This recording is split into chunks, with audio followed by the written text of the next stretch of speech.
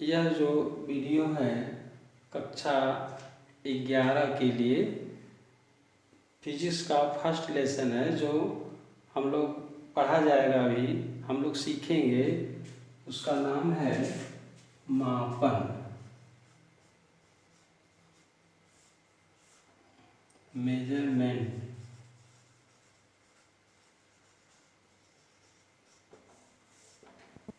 यह छात्रों बहुत ही इम्पोर्टेंट यह टॉपिक है।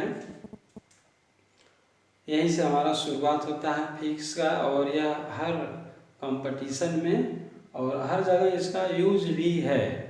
और पहले कक्षा से ही हम लोग इसको पढ़ते हुए आ रहे हैं। मापन में हम लोग यह चीज़ जानेंगे कि आखिर मापन क्या होता है। मापन का सीधा सा अर्थ है नापना। मापन को एक तरह से कह सकते हैं नापना। और कैसे किसी भी चीज़ को नापते हैं, मेजर करते हैं, मापन नाम ही है। नापना, और उसको कैसे मेजर करते हैं किसी चीज़ को। मान लेते हैं जैसे यह पेन है, तो इसकी लंबाई को हमें नापना है, तो कैसे नापेंगे। एक स्केल ले आएंगे और इस स्केल को रख करके इसकी लंबाई को नाप लेंगे। यह लाइन हमने ये भी ड्रॉ कर दिया, इसकी लंबाई कितनी है। तो सिंपली एक स्केल ले आएंगे और इसमें सेंटीमीटर का सिंबल, मीटर का सिंबल बना हुआ है, और उसको देख करके हम इसको नाप लेंगे। हमारे पास जो है, अगर कोई दूसरी वस्तु है, जैसे मान लेते हैं कि कोई वजन करने वाला वस्तु है, वजन करने वाला सामान हम गए मार्केट से और चीनी ले आना है, तो दुकानदार से कहेंगे कि हमें 1 किलो चीनी दे दो। तो दुकानदार क्या करेगा, तराजू लेगा, बाट लेगा, एक पल्ले पर रखेगा और एक पल्ले पर क्या रखेगा, सिंपली चीनी को रखेगा और नाप करके दे देगा। वो भी मेजर कर रहा है। दूध नापना है, दूध नापने वाला यंत्र है जो, उससे हम, मापक है, लीटर है, उससे नाप लेते हैं। यही सब जो है मापना है। तो क्या इसको हम कैसे परिभाषित, सिंपली रूप में कैसे परिभाषित कर सकते हैं। तो मापन का एकदम साधारण सा जो है परिभाषा है, जब किसी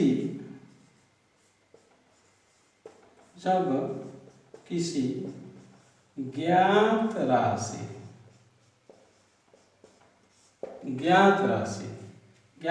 मतलब जिसको हम लोग जानते हैं, ऐसी राशि, ज्ञात राशि को अज्ञात राशि के साथ तुलना करते हैं,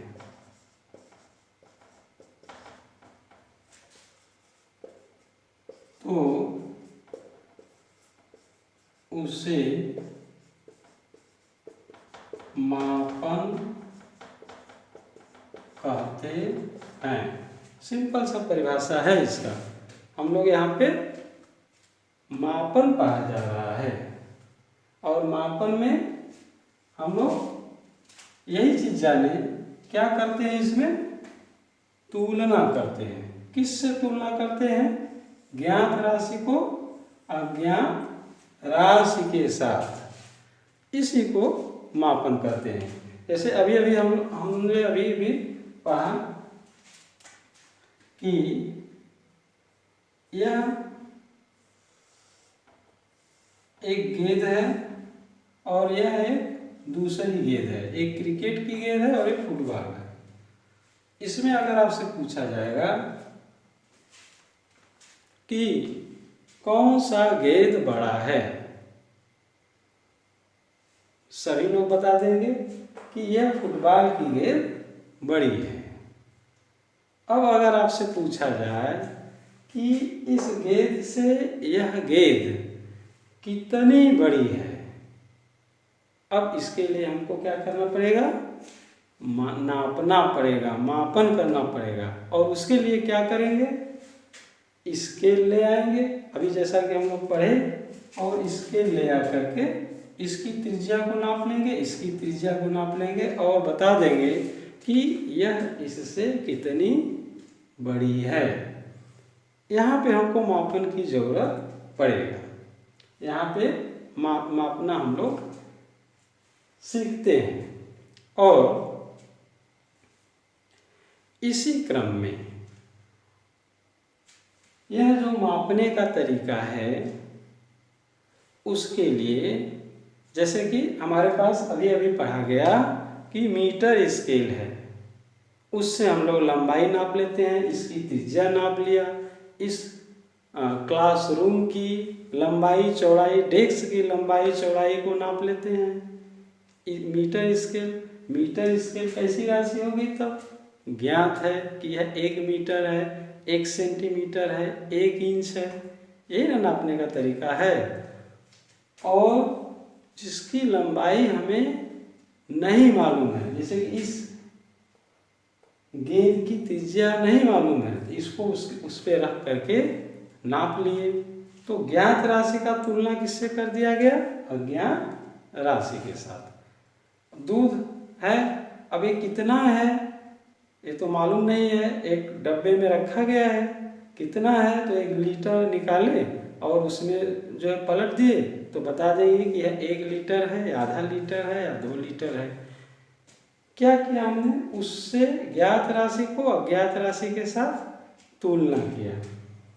तो इस तुलना करने के लिए हमारे पास कुछ मूल राशियां होती हैं, जिसको नापने के लिए उनको जिससे नापते हैं उसे हम मूल मात्रक कहते हैं। तो वह राशि हमें याद रहना चाहिए। उसी क्रम में हम लोग जो है आज उसी को जानेंगे हम लोग कि क्या क्या चीज़ें हैं। तो यह हमें याद रहना चाहिए कि कौन कौन सी मूल राशियां हैं, उसी से हम लोग जो है मापन मेजरमेंट को पढ़ा जाएगा। जैसे देखिए हम लोग मूल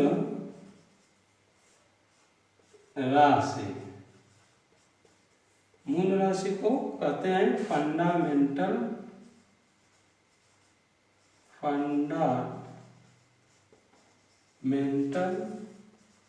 क्वांटिटी।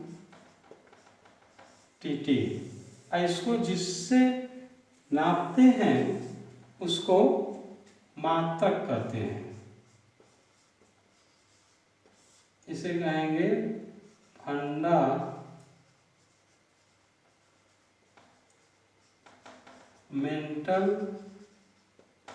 यूनिट, जिसमें नापते हैं उसको मात्रक कहेंगे। मूल राशि क्या क्या है, इसको पहले भी हम लोगों ने पढ़ा है। किसमें नापते हैं उसको भी हम लोगों ने पढ़ा है, उसको फिर से एक बार यहाँ पे स्पष्ट रूप से देख लेंगे तथा यह याद रखना पड़ेगा आगे पढ़ने के लिए। क्या क्या मूल राशियाँ हमारे पास है, तो पहला मूल राशि जैसे है लंबाई, दूसरा है द्रव्यमान, तीसरा है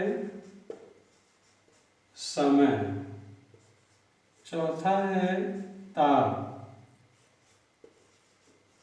ज्योति तीव्रता, विद्युत धारा और है मात्रा। यह मूल राशियां हैं जिसको हम लोगों ने पहले पढ़ा हुआ है। लंबाई को किस में नापा जाता है? उसका मात्रक है मीटर। द्रव्यमान को किस में नापेंगे? किलोग्राम में। समय को किस में नापेंगे? सेकेंड में। ताप को डिग्री सेंटीग्रेड या फ़ारेनहाइट या केल्विन। किसी को फीवर हो जाता है तो उसका ताप नापते हैं तो कहते हैं कितने डिग्री सेंटीग्रेड ताप हो गया है, फ़ारेनहाइट में नाप लेते हैं। ये तीनों में अलग अलग संबंध भी होता है। यह डिग्री सेंटीग्रेड में भी नापते हैं, फ़ारेनहाइट में भी और केल्विन में भी ताप को। जो तीव्रता कैंडिला में नापते हैं, कैंडिला, और विद्युत धारा को जो है सभी लोग आप लोग जानते हैं एम्पीयर में नापते हैं धारा को, एम्पीयर में, और पदार्थ की मात्रा को मोल।